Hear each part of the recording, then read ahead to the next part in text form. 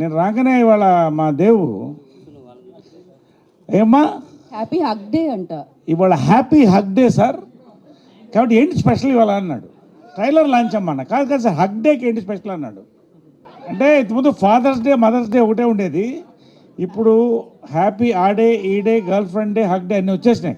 కాబట్టి ఇవాళ మీడియా వారి కోరిక మీదగా అందరికి హగ్స్, హ్యాపీ హగ్ డే అందరికీ sir, happy hug day, happy hug day sir, team వరకు సార్. అమ్మా మిమ్మల్ని కూడా హగ్ చేద్దామని వచ్చాను. కాకపోతే మీరిద్దరు కూడా చీరలు కట్టుకొచ్చారు. కొన్ని సంఘటనల తర్వాత ఒక ఘటన తర్వాత చాలా మట్టుకు స్టేజ్ మీద చీరలే కట్టుకుంటున్నారు.